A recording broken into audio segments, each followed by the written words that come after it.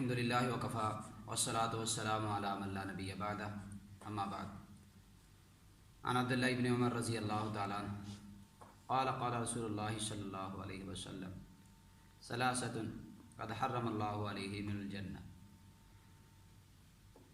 حضرت عبداللہ بن عمر رضی اللہ تعالیٰ عنہ فرماتے ہیں کہ رسول اللہ صلی اللہ علیہ وسلم نے فرمایا، تین آدمی ایسے ہیں کہ جن پہ اللہ رب کائنات نے جنت کا داخلہ حرام کر دیا ہے،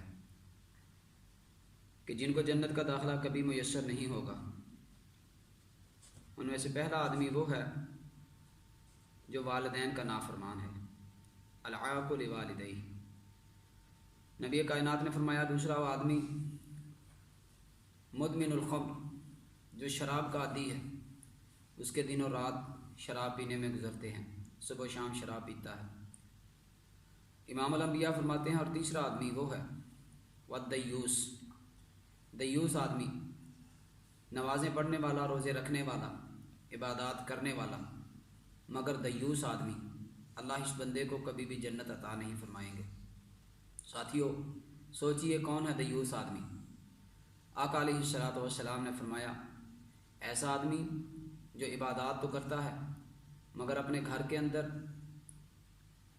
اسلام کے مطابق ماحول نہیں بناتا، اپنے گھر کا ماحول قرآن اور سنت کے مطابق نہیں بناتا، اپنے گھر کے اندر بے حیائی فحاشی کو برداشت تو کرتا ہے مگر ختم نہیں کرتا، اپنے گھر کے اندر پردہ اسلام کے مطابق نہیں کرواتا، غیر محرموں سے پردے کی تلقین نہیں کرتا۔ ایسا آدمی جسے رسول اللہ صلی اللہ علیہ وسلم نے دیوس کہہ کے مخاطب فرمایا۔